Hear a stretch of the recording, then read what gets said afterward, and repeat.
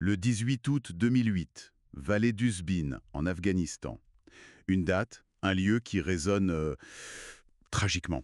Une embuscade terrible pour l'armée française. Oui, 10 morts, 21 blessés. C'est un des bilans les plus lourds pour les militaires français depuis des décennies.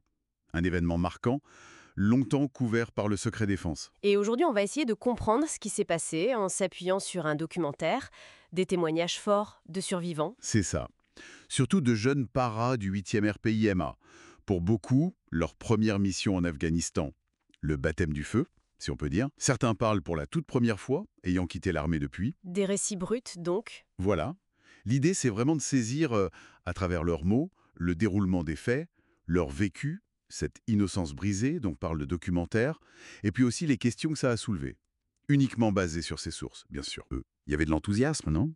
Un peu le rêve d'aventure. Oui, un mélange. Beaucoup d'enthousiasme, une grande cohésion autour de leur adjudant, Gaëtan Évrard, mais aussi forcément une certaine appréhension. L'arrivée à Kaboul a dû être un choc. Ah oui, la chaleur déjà, écrasante, et puis cette tension palpable. C'était vraiment un pays en guerre, comme ils le disent. Les premières patrouilles en VAB, ces blindés légers, ils se sentaient invincibles. Peut-être un peu au début, oui, mais vite, la méfiance s'installe. Cette phrase terrible d'un soldat, le paysan de la journée peut être le taliban de la nuit. Ça résume bien l'ambiance, quoi. Et le contexte général à ce moment-là? On est à l'été de 2008. Les talibans sont très actifs, ils multiplient les offensives. Et cette mission précise, c'était une reconnaissance d'un col dans la vallée d'Uzbin. Une zone connue pour être Une zone de passage, oui, pour les combattants infiltrés depuis le Pakistan voisin. Et il y avait cette info, comme quoi une centaine de talibans auraient été vus plus au nord. Et puis ce détail troublant rapporté dans le documentaire, lors d'une reconnaissance juste avant. Ah oui, cet Afghan jugé suspect, qui parlait anglais, qui était tout le temps sur son téléphone portable. L'interprète lui-même était nerveux, il disait « j'arrête pas de téléphoner ». Rétrospectivement, ça fait froid dans le dos. On imagine, arrive le 18 août. La section progresse à pied, chaleur écrasante. Et là, Et là c'est soudain, un cri de femme apparemment. Puis une roquette, tout près. L'enfer se déchaîne. Confusion totale au début. oui, et puis les tirs, ça tirait dans tous les sens. C'est ce qui revient, le choc. Un des survivants dit « jamais j'aurais cru me retrouver dans une journée comme ça ». Le caporal-chef Pénon est blessé presque immédiatement.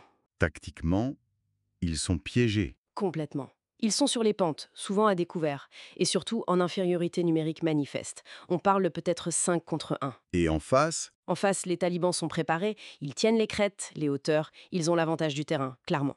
Et les communications françaises, elles, sont très difficiles. d'où le retard des appuis. Mortier, aviation. Exactement. Pour les mortiers, par exemple, les combattants sont trop proches les uns des autres. Trop dangereux de tirer, trop tard, dire à la radio. Ceux qui tentent de venir en renfort entendent des appels à l'aide terribles. Un chef qui décrit sa section, éparpillée, c'est le chaos. L'horreur absolue, quoi. Les témoignages parlent de ce sentiment d'être seul au monde. Mais la peur qui paralyse certains, la difficulté immense d'évacuer les blessés sous le feu ennemi, c'est inimaginable. Il y a cette anecdote glaçante d'un soldat qui garde une balle pour moi, juste au cas où. Ça dit tout de l'angoisse, de l'intensité du moment. L'arrivée de l'aviation américaine les a 10 est vue comme une délivrance, un sauveur, disent-ils. Mais c'est tardif. Et puis la nuit tombe. Il faut récupérer les corps. La nuit, la récupération des camarades. Une vision traumatisante. Les corps parfois dépouillés de leur équipement, les survivants sont hagards, le regard vide. C'est ce que décrivent les témoins. Et l'onde de choc qui arrive en France. Ah oui, un véritable coup de tonnerre. D'un coup, la France réalise la violence de cette guerre en Afghanistan. Ce n'est plus si lointain. Et tout de suite, les questions. La préparation, l'équipement, le renseignement, d'éventuelles erreurs. C'est ça. Ça devient l'affaire d'Ouzbin. Et puis il y a cette démarche inédite. 7 familles de victimes qui portent plainte contre X. Pour non-assistance à personne en danger, visant implicitement la hiérarchie militaire. Oui, c'est une première.